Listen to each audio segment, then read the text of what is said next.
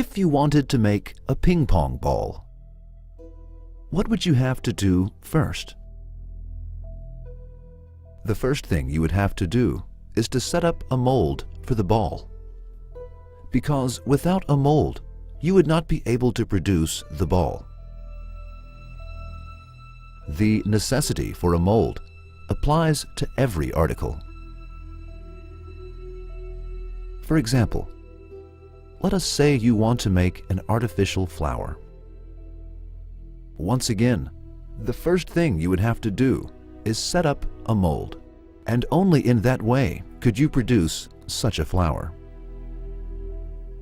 Now, let us think of the soil. 500,000 various plants can grow from the same soil.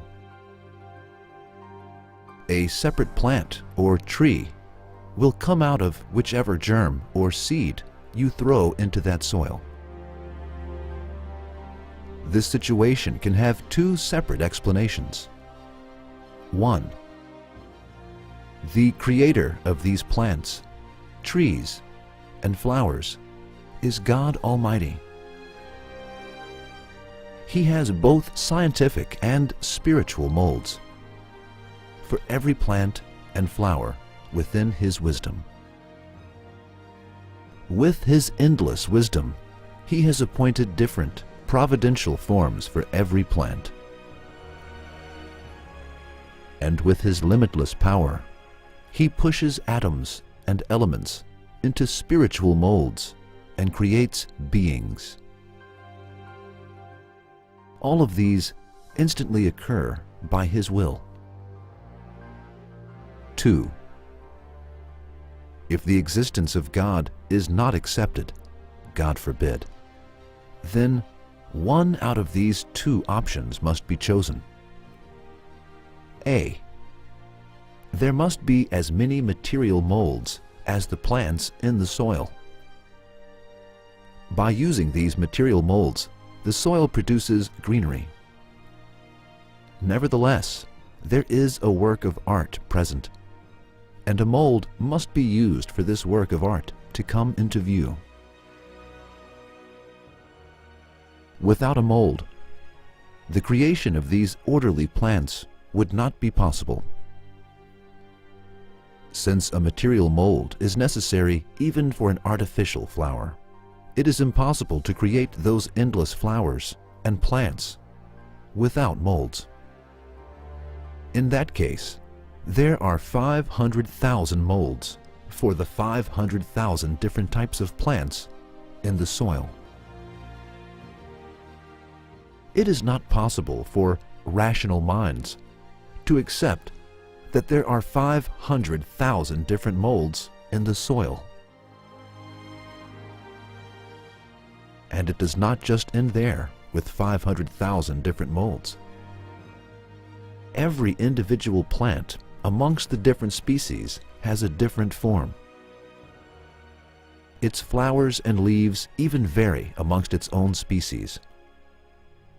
In that case, it is not about accepting that there are 500,000 material molds in this soil, but about admitting the presence of material molds when taking the created plants into consideration.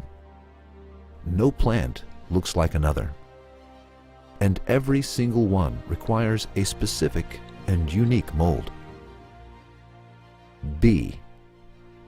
If we are unable to accept that there are unlimited material molds in the soil, which we cannot accept, then we must accept the presence of spiritual and scientific molds, since an orderly work of art cannot be created without a mold. If the mold is not of material, then it must be scientific and spiritual. A handful of soil should know the anatomies of all plants, their shapes, their formulas of creation, the leaves on every plant, their flowers, fruits, etc. And with its power, it should propel atoms to these scientific molds.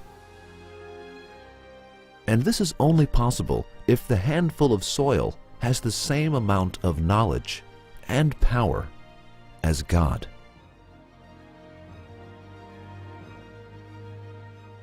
If we are to summarize again, the plants, flowers, and trees that come out of the soil have been created so perfectly that it seems as if they have been molded. After seeing the extraordinary creation that is in front of our eyes, we should say, God is the creator of such greenery. Within God's endless wisdom, there is a scientific and spiritual mold for every plant. With the power of incitation, the atoms enter these molds, and plants are created. God forbid, if God's existence were to be denied, then, in order to explain the activity that occurs right before our eyes, we would have to accept one of the following two explanations. One, there are material molds for every plant in the soil, and the soil uses those molds to create these plants. In that case, when the plants in the potting soil are taken into account, then the existence of the material molds will be accepted. 2. If the soil does not have material molds, then it must have spiritual and scientific ones. The anatomy of every plant that has been created should be known scientifically, and through the use of power, particles should be propelled into spiritual molds. Do those who do not accept the endless wisdom and power of God, and who deny His existence, not feel ashamed when they accredit a handful of soil with having as much power and knowledge as Him? Or do they actually accept that there is a material mold for every kind of plant that is found in the soil? Is there any other option than the ones we have listed above that allows them to explain the creation of those things? Or do they close their eyes and pass everything off as a coincidence?